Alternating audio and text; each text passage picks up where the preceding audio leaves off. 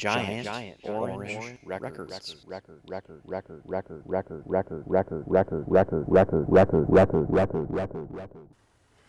I cannot wait to listen to these. If I had said to myself 2 weeks ago, "Hey Stefan, do you think you'll be going through Lynyrd Skynyrd's catalog on vinyl on this channel?" the answer would have been no. Since the only Lynyrd Skynyrd albums I have on vinyl are Street Survivors, One More from the Road, oh yeah, and Skynyrd's First and Last. But, all that changed last week, and that's part of the beauty and joy of record collecting, right? You never know when you're going to find something that you've been looking for. You didn't even know you wanted to look for it. Now, when I was about 13 or 14, I was really big into Lynyrd Skynyrd, buying my own CDs with my own money. That was before I discovered at the time, late 90s, right, you could buy vinyl for like $1 or something. That was before I had my own record player and before my dad trusted me to operate his record player. So, again, all I had were the CDs and a CD player. And anyway, at some point I stopped listening to Lynyrd Skynyrd, maybe after I discovered Bob Dylan and Lou Reed, and I thought, these guys are just a bunch of old rednecks with their Confederate flags and stuff. They're all over the inside of this album. But after Gary Rossington's passing in March 2023, I decided to revisit my Lynyrd Skynyrd CDs because I hadn't listened to them in a while. I bought them when I was a youngster. It made me realize how great of a band these guys are. I mean, Second Helping was always my favorite. So then I decided to do some snooping around the internet because I thought the prices of Skynyrd records at the local record stores were a little bit inflated. And not that you necessarily go to the internet for a deal on vinyl, but it kind of lets you see some options, and that's what I did this time. So here is the unboxing of some Skynyrd records. A trusty old Swiss Army knife. I need to make a video on how to open boxes of records too, because I've also cut the sleeves open before, which is a lot of fun.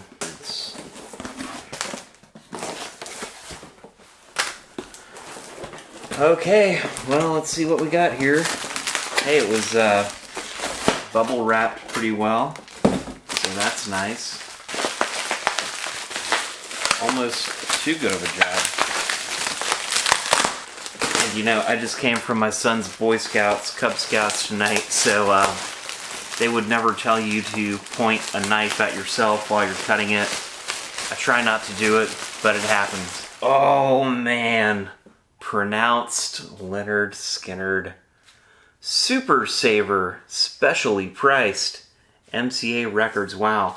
That's not even a hype sticker. That is on the printing of the cover of the album. I love this album. And I never had this on CD, as you can see. My CD collection was Give Me Back My Bullets, Second Helping, the 20th Anniversary Deluxe Edition of One More from the Road, recorded in July 1976 at Atlanta's Fox Theater, and Nothing Fancy, the CD. Now let's see what this Super Saver Skynyrd is all about. Oh yeah, don't smoke cigarettes, kids. It's really bad for you. I quit smoking a long time ago. It's probably the best thing I ever did. This one looks to be in pretty good shape. We all know this album, right?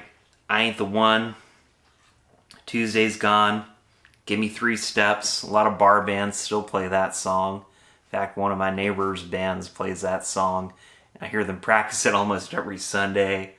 Simple Man, Poison Whiskey, Freebird. Everybody yells out Freebird at concerts, whether they mean it or not.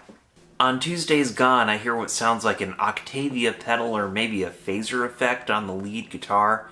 Maybe that's a keyboard synth on the intro.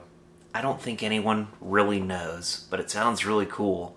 Another thing that's really cool is there are Mellotron strings on Tuesdays Gone. The Mellotron is a low-budget keyboard DIY string section. This is a beautifully sad song where you can feel the pain and loss and relate to it every time it's played.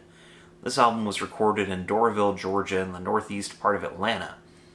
Ed King plays bass on most of the songs, as Leon Wilkeson had left the band before the recording session but came back shortly afterward.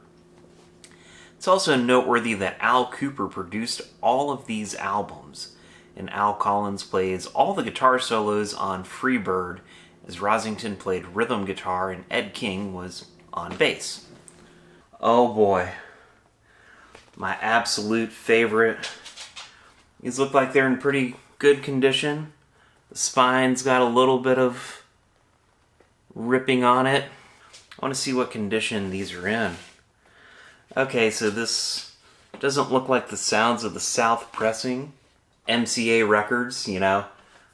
I love that they have Working for MCA on here. I always like that song because it's like a stick it to the man kind of.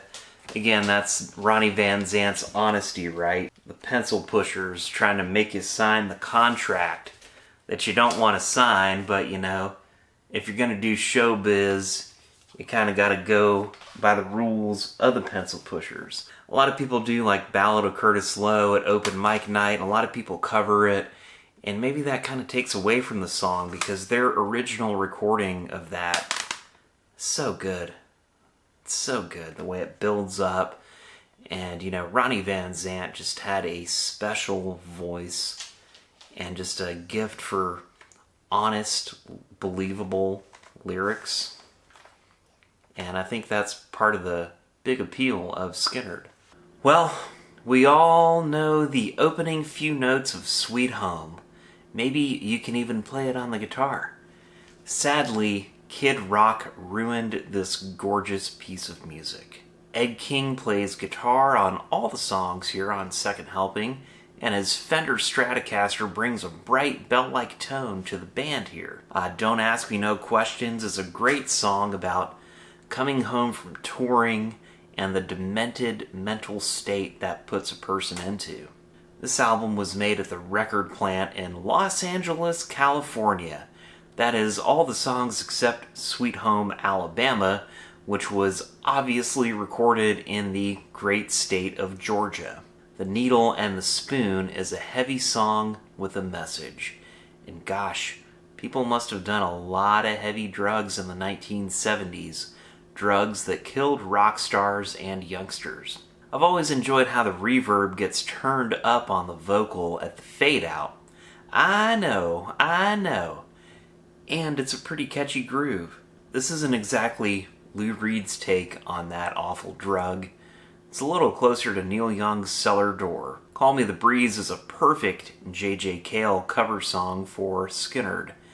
And a J.J. Cale song that doesn't champion powdered drugs, by the way.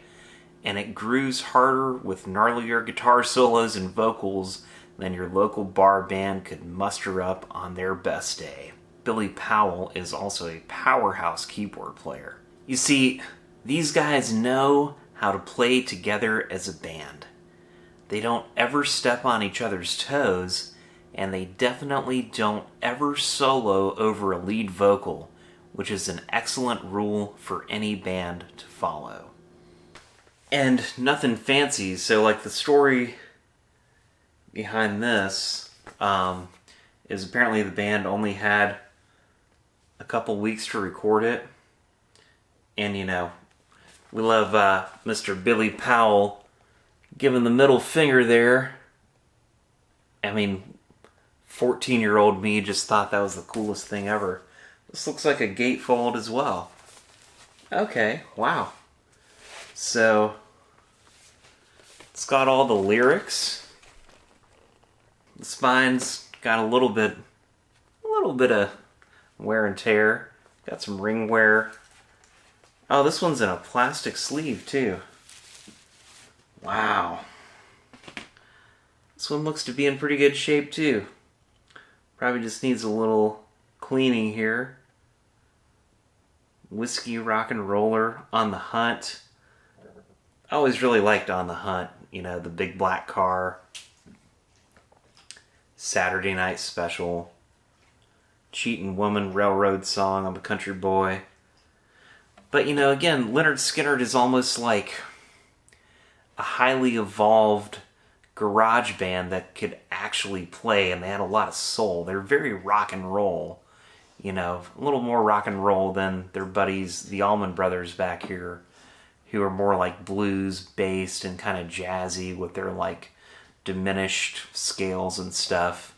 You're not going to hear a lot of diminished chords or scales from Skynyrd. They're going to play like your kind of crowd-pleasing music, but very well.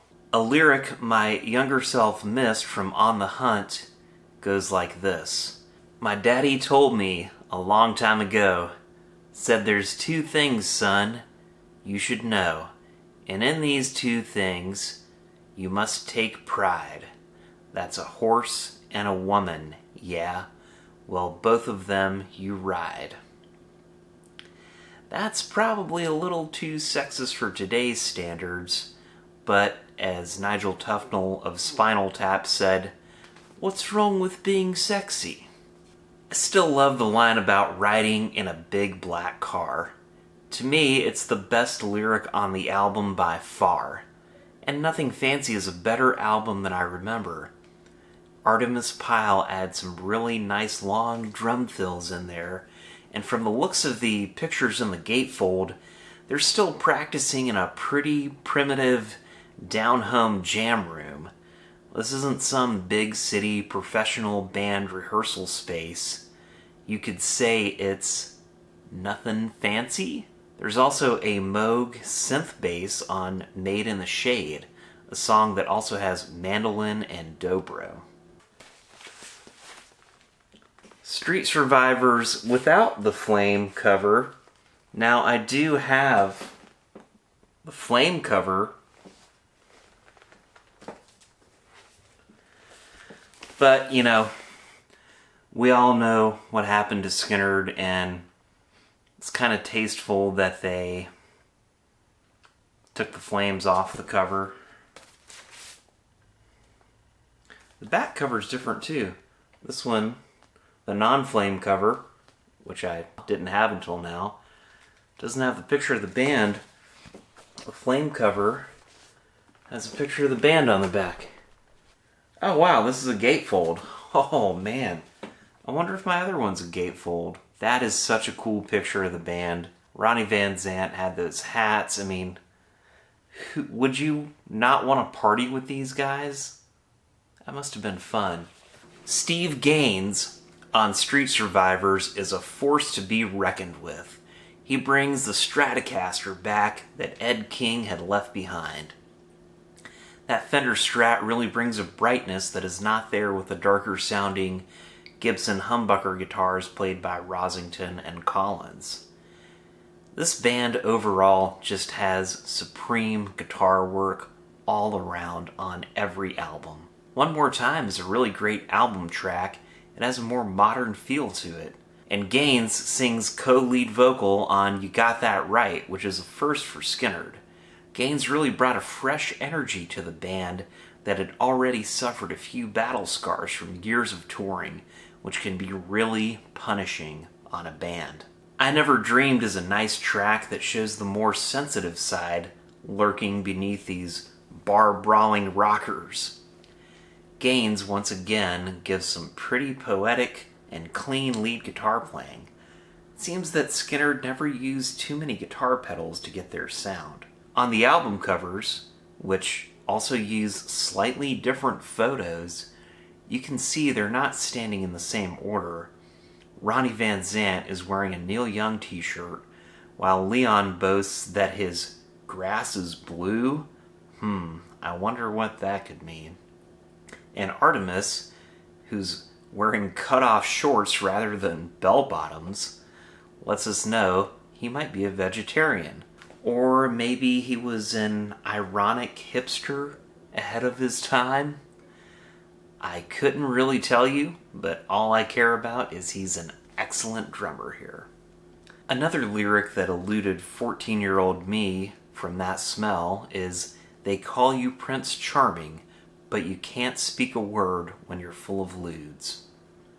I still lean toward the earlier albums. Maybe I'm just more into the innocent, naive, optimistic versions of bands, though I do enjoy all of these Lynyrd Skynyrd eras, and I'm glad they made these albums. Each one is a snapshot in time. And these albums are all in VG Plus condition, so that's good for my record player. So now all I need is give me back my bullets on vinyl and the collection will be complete. I haven't seriously listened to Lynyrd Skynyrd since I was 14, so it's been almost 25 years since I've jammed these guys this much. I'm talking like every couple of days for a few weeks. And it's hitting me hard. There's a lot of things I missed the first time because, my awareness was not as good as it is now, and I've learned a lot of things in the meantime. Needle drugs, firearms are a big theme throughout these songs, and I don't know much about either of those, thankfully. I do get that these are warning songs saying, don't stick needles in your arm and don't murder people with your handgun, son, even if she cheated and you've already drank a bottle of whiskey and loaded your gun tonight. But seriously, there's a lot of emotional depth to these songs, and that's why they've resonated through the years. They're very rock and roll. Skynyrd is kind of a highly evolved Southern fried garage band, as their first band names could be the names of any band on a garage rock compilation. They went by the Wild Things, the Noble Five, and the 1%, because only 1% of bands make it, and by golly, they were gonna make it, and they did. That was before they named the band after their high school gym teacher, Lynyrd Skynyrd, whose hateful psycho-masculinity got the boys in trouble for having long hair. This was the late 60s in the South, so that scene from Easy Rider must not be hyperbole. Lynyrd Skynyrd on vinyl. It's kind of a big deal for me, I feel like young me was the CD guy, and then I discovered vinyl when vinyl was still really cheap. Case in point here, I'm going to show you the price of this double album that I got from a veteran at the flea market in Ladson, South Carolina, where I got a good bit of my collection from him. That was just an amazing place. $3.98. That, my friends, $3.98 for a double album. Come on, man. Like, you're not going to find that for these prices nowadays, and what can you do? Play the record.